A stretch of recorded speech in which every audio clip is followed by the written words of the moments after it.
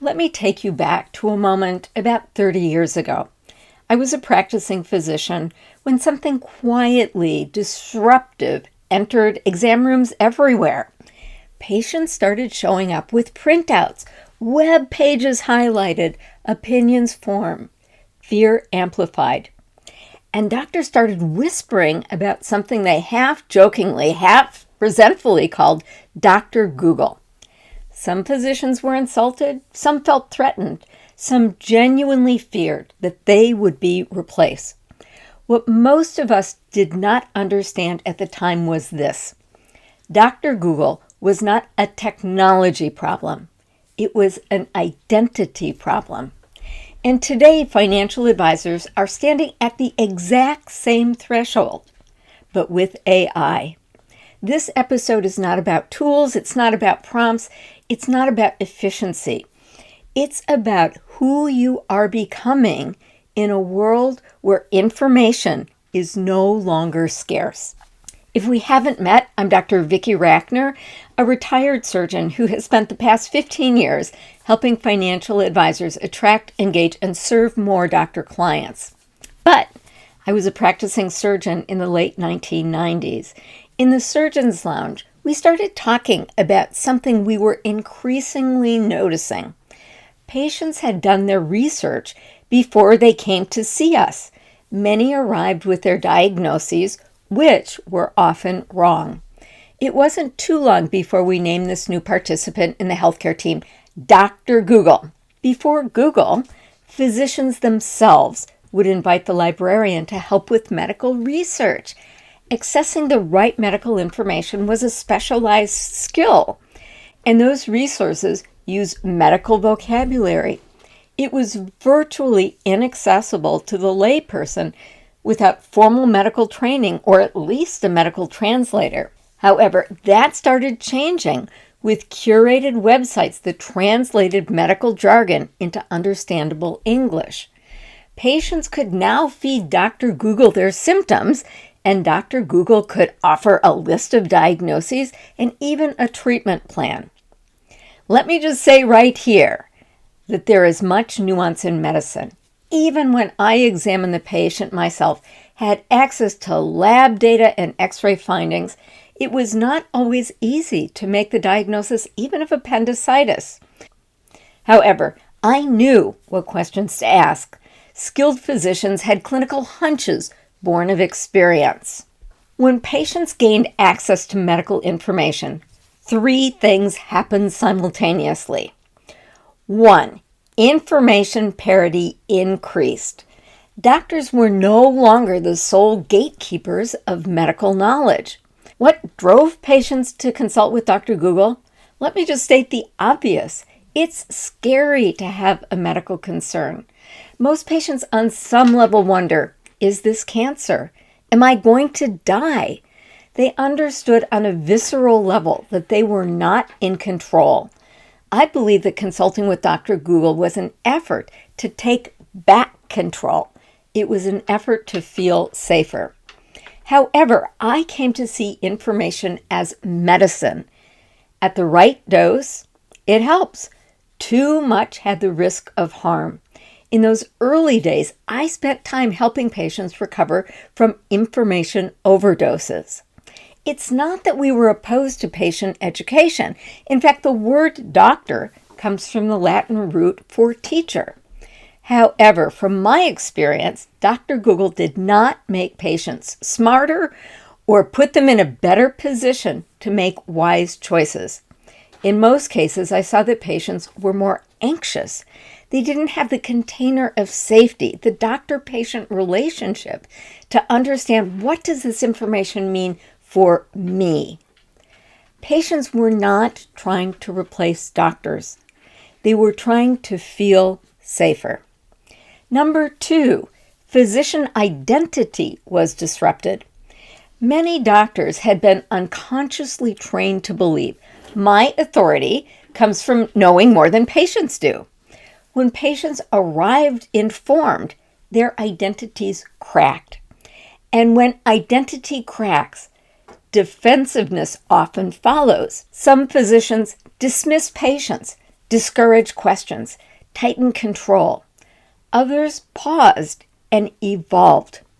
Number 3, the relationship model shifted. The doctor-patient relationship is the foundation of the healthcare system.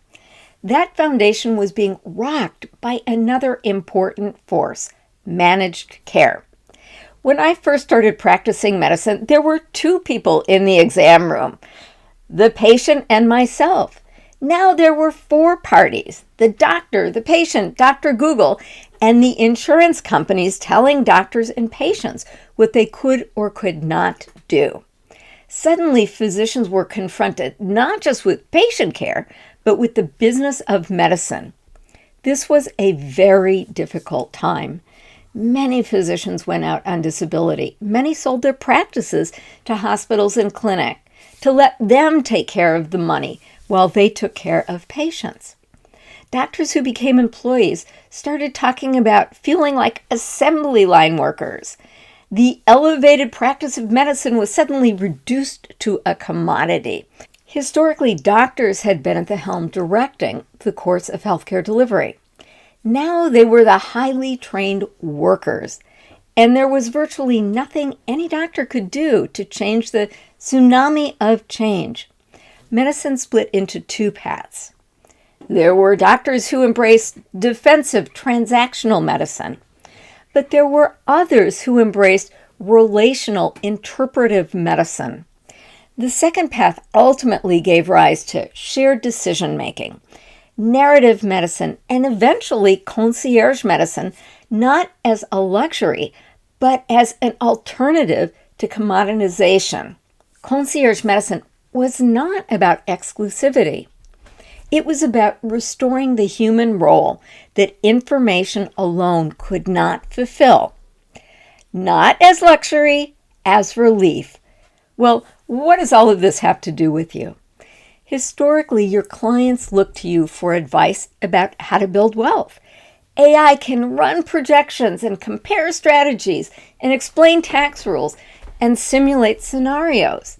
And advisors are asking quietly or loudly, if AI can do this, what's my value? The question is identical to the one physicians asked 30 years ago. And just like medicine, this moment will not eliminate advisors. It will differentiate them. AI removes technical exclusivity. What remains and becomes more valuable is interpretation, context, judgment, emotional regulation, and ethical leadership in times of uncertainty. AI can't calm a dysregulated nervous system. AI doesn't help a human tolerate ambiguity. AI doesn't sit with a client with regret or fear or second guessing. Before I describe the 3 advisor identities I see emerging, let me say this clearly. I am not saying medicine and financial advice are the same. I'm saying the decision environments are similar. High stakes, uncertainty, no guarantees, no right answers at the back of the book. And that matters. Just like in medicine, financial advice is not splitting into good and bad. It's splitting into different models of value. And I see 3 clear advisor identities emerging. Number 1, the product-centric advisor. This advisor organizes their value around solutions, products, strategies, specific outcome. Often they're very skilled and very knowledgeable, but the conversation centers on what is being sold. The unspoken promise sounds like, this product will fix the problem. The challenge here isn't competence. It's that clients don't usually wake up knowing which product they need. And once a product is delivered, the relationship often plateaus. In an AI world where products can be compared instantly, this model becomes harder to sustain. Number 2, there's the process-centric advisor. This advisor organizes their value around methodology, plans, frameworks, steps and sequences. They offer clarity. They offer structure. And this is where many thoughtful, ethical advisors land. The unspoken promise here is trust my process and the results will follow. The problem is subtle. Clients don't actually care about process. They care about outcomes. They care how they feel while decisions are being made. Process matters, but it's not what clients emotionally anchor to. Number 3, there is the Concierge Advisor. This advisor organizes their value around relationship and leadership. Not products, not process, but presence. Here is an important truth we do not talk about enough. In concierge medicine, patients pay more. They pay extra. Not because the doctor is smarter, not because the medicine is different. They pay because the experience is different. They pay for time and attention and continuity and being known and being able to ask that second question.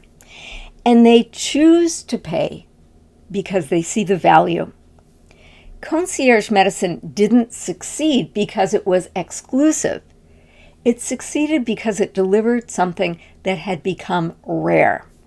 Well, why does this matter right now? We are living through an epidemic of loneliness. People are more connected digitally and more isolated emotionally than ever before. Authentic human connection has become scarce. And when something becomes scarce, it becomes valuable. That's not marketing, that's not economics. AI can generate answers. It cannot generate attunement. AI can simulate empathy. It cannot offer presence. The Concierge Advisor is not competing with technology. They're offering something technology cannot replace. A real human relationship in moments that matter. Here's the reframe I want to offer you. What if becoming a concierge advisor wasn't about convincing everyone to pay more, but about attracting the clients who already value this kind of relationship? Clients who want a thinking partner, value discernment over speed, understand that the highest stakes decisions don't come with guarantee, and are willing to pay for clarity, steadiness, and trust.